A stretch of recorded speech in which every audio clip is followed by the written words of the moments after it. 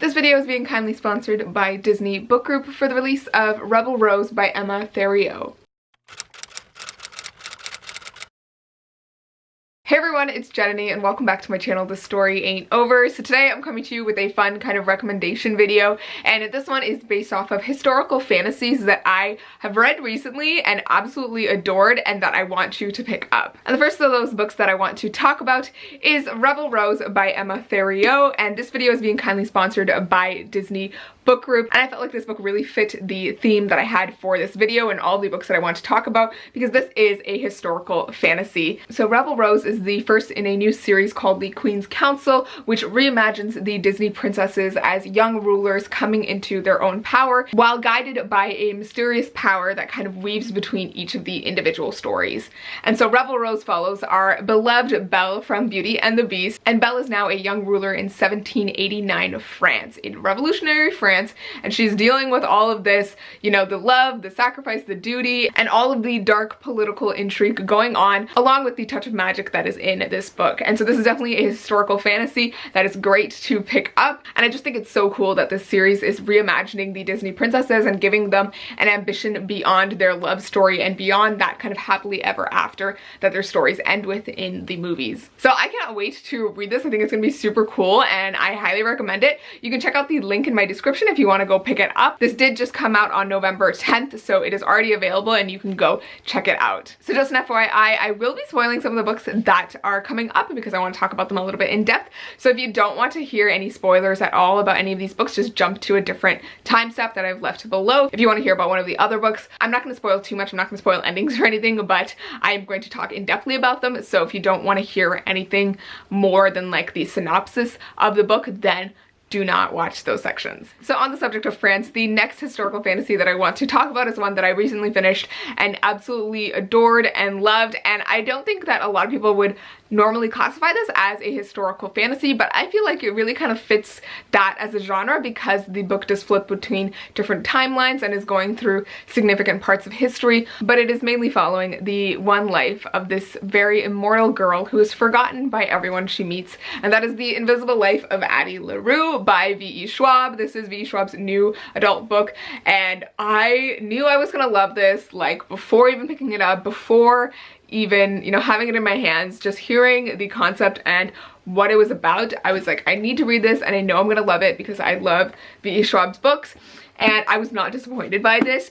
While there were some things that I wish had happened slightly differently, and I'm curious to see how the story would have been if things were slightly different, I still loved V.E. Schwab's take on this kind of concept. So The Invisible Life of Addie LaRue, if you don't know, follows this young woman named Addie LaRue, or actually Adeline LaRue, who lives in France in the 1700s, I think, and she has grown up wanting to escape her small town and wanting to have her life extend beyond just the regular, you know, growing up and getting married and having children and, you know, being stuck within this one place. And so as she grows up older, she is like scared of this future that she is going to have to face, and also of dying and never getting to see the world. And so she prays and makes a deal with the gods that answer after the dark, and the shadows kind of answer her, and the shadow kind of makes a deal with her and allows her to live forever. But the catch is that he kind of curses her to be forgotten by everyone she meets, because what she asks for is freedom. And so this book is kind of following Addie's life as she is not aging, being forgotten by everyone she meets, and not being able to kind of place roots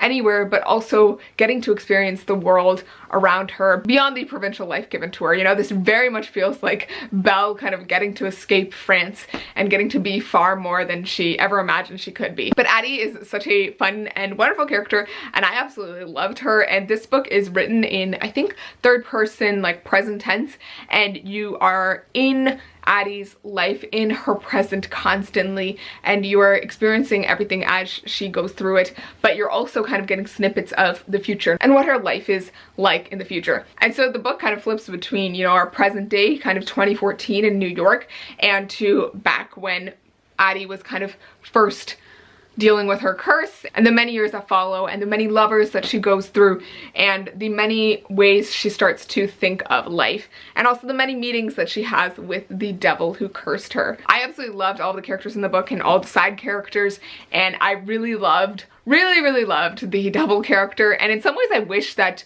she had gone a little bit deeper into him and done a little bit of different things with him, but I still really loved it. And overall, I just really loved this. It was so lyrically told, and I just loved following Addie along and all the people that she meets and touches, and learning how resourceful she becomes as she continues on in life, but also the choices that she makes towards the end. I think she is a very endearing character, and by the end of this book I was filled with just so much sadness and love for Addie, and yearning and longing for the life that she had, and also kind of mourning the life that she had. You know, she gets to see so much, but she also loses a lot of herself in the process, and she's unable to kind of set down roots, which I think is part of the reason why we love living. We love to make connections with people, and when you can't make those connections, it kind of makes you feel like a ghost, and that's part of what Addie experiences. But yeah, overall I just thought this was just so amazing. It's definitely become like a new favorite of all time, and I just love it so much. This is the Owl Crate exclusive edition, if you were wondering.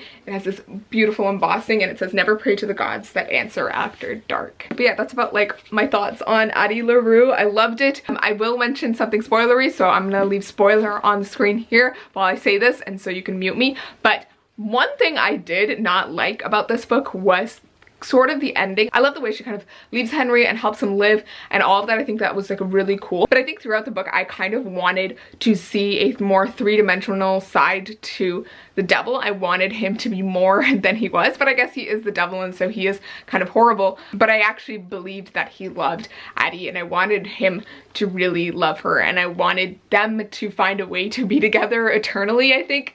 And I was slightly disappointed by the turn of events when it really seemed like Henry was the one that she wanted to be with, but I also really loved their love story. So I guess this isn't really a critique, but I guess I just wonder about the possibilities of a story just like this, but where she actually falls for the devil, where the devil is the one, and they're doing this dance forever because they're both living forever. Yeah, I just think about that. Spoiler over. Really love this. Highly recommend. And I do definitely feel like it had those historical vibes. You were seeing like the storming of Bastille, you are meeting like people in French history like Voltaire, but you're also like going to different places and different times, and I think it's just exciting and wonderful, and Addie experiences so much. The next book that I want to talk about that I recently just finished is The Silvered Serpents by Roshani Chokshi. You guys know that I absolutely love The Gilded Wolves by Roshani Chokshi and everything that she's written basically, and I was so excited to pick up this sequel. It was one of my most anticipated releases, and a lot of you had told me that it was even better than the first one, and y'all were right. It was freaking amazing, and the ending just freaking cut me into pieces. This book picks up a little bit after the end of Gilded Wolves, and it picks up with all of the angst that we are left with at the end of Gilded Wolves because of what happens in that book, and the ending of the Gilded Wolves kind of reverberates through this entire book and informs a lot of the decisions that the characters make in this book, and I absolutely loved it. As you guys may know, I love angst. I posted about this on Instagram. Angst is like basically one of my favorite things to read in books between characters, especially with characters that I love. I love it when like second books have a lot of angst, but not like stupid angst. This is like actual real angst brought on by powers larger than the characters themselves, and so they are dealing with all of this, and I loved it.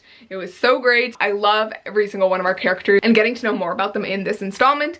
One thing I did like about this was that it felt like the story was a lot more contained and had a clearer goal and wasn't as sprawling as it was in the Gilded Wolves. And this one is set in Russia this time in the winter, so it's a perfect winter read, and there are just some really great reveals in this book, especially towards the end, that really kind of open your eyes to the world, and I think we go even deeper into the magic of this world of forging and into the history of the Order of Babel, and I think all those reveals were just so great. And I don't want to spoil anything too much for those of you who haven't read the first one or who haven't read this one, but I'm just giving you my kind of general review. I really freaking love this, and I am so excited to see where it goes in the next one because Roshani Chokshi has already ripped my heart in two, and I think she's gonna rip it and stomp on it even more in the next one, and I literally cannot wait. And I also just kind of minorly want to mention in a spoilery kind of way, so I'll put spoiler again here, I loved the way that these ships were kind of shifting. I absolutely loved from the Gilded Wolves the way that there was kind of this love triangle going on with Enrique, Hypnos,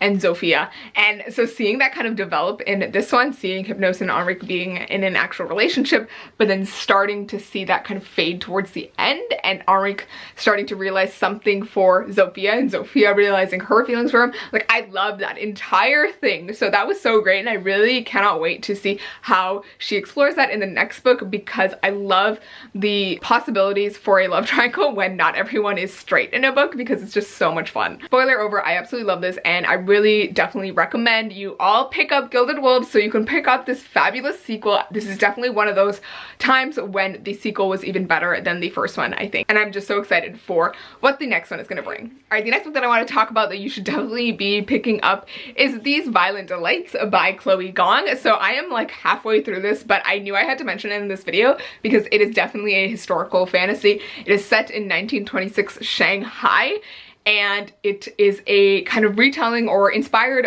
by Romeo and Juliet by Shakespeare. And so it follows these two gangs. One of them is the White Flowers, which is this Russian gang, and then the other one is the Scarlet Gang, which is this Chinese Shanghai gang. And the two of them have this like blood feud going on, and of course our main characters, Romeo and Juliet, or Roma and Juliet, are from these two opposing gangs. And when they were 15 years old, about 4 years before this book starts, they were kind of lovers and they had fallen in love, but something kind of tragic happens that ripped them apart and also turned them against each other. And Juliet was sent back to study in New York in America, and so they haven't seen each other for 4 years. And so she is returning home, and in this time there's kind of this plague or sickness or madness that is kind of plaguing the city, and there's a monster kind of lurking about, and people are suddenly kind of dying from this madness where they claw out their own throats. And so Roma and Juliet are trying to figure out what is going on with this madness and kind of save their own gangs, and so they have to kind of work together in some ways to stop this. But this is such a cool book in the sense that it is one of those historical fantasies that is not set in the West, which I love, but it's also really interesting in the fact that it's set in Shanghai in this kind of post-war era, post-Opium War era, and it is showing the way that Shanghai is being overrun with these foreigners, with the French, the British, the Japanese, with so many different foreign powers that have kind of taken a chunk of the city after the Opium Wars and after the war. And you're seeing the way that colonialism is kind of seeping its insidious hands into this place. And there are many parts where Juliet, who is a kind of Shanghai native but who hasn't been living in Shanghai, is saying how the city is being taken away from its own natives. And Juliet herself feels like she doesn't really belong there because she has spent so much time away, and she has sort of become Americanized, even though, you know, she knows the language. She initially grew up there and she was born there, but because of this kind of American upbringing that she's had and an American exposure that she's had, she doesn't feel like she is a true, you know, Shanghai citizen. But I also just love how it's like showing this kind of diversity within the city where these so many different cultures are kind of coming together. But it's also kind of following the era of the Chinese Civil War, and with, you know, the communists and the nationalists and that whole historical element as well. So this is really definitely a very historical fantasy. I feel like the history bits are a lot stronger than the fantasy bits, but it's still really cool, and it's got the mystery going on, and overall I'm just really enjoying it, and I cannot wait to see what happens in the end. And I just love our main characters and really want to see if they're gonna end up together or if they're gonna have a tragic ending like in the classic. All right, and the last historical fantasy that I quickly want to talk about, I haven't finished this one, I'm currently reading it and I'm really enjoying it, so I did want to mention it in this video, and that is Lovely War by Julie Berry. This is such a lyrically beautifully told book. I don't know if I've mentioned it in a different video, but I started it a couple weeks ago and I have been slowly kind of going through it. But it is set during the World Wars, and it is following kind of these love stories as they're told by the goddess Aphrodite. And she is telling these stories to her husband Hephaestus and to her lover Ares, and she's trying to explain how human love is so much different from godly love, and how she, as the goddess of love, can never experience love exactly the way that humans can, and can never, you know, love or be loved in the same way. And she is kind of marveling at the human ability to love. And so we're getting these kind of love stories as Aphrodite is kind of meddling in them. And I think it's super, super cool. And I haven't gotten too far, but I'm really enjoying how it's set in this historical period. And the current love story that I'm on is between this young man who's about to go fight off in the war, and then the other one is this young girl who is a kind of pianist or a musician, and the two of them kind of spontaneously meet and find this instant attraction. And it doesn't feel like insta love personally. I feel like it's just like an instant attraction,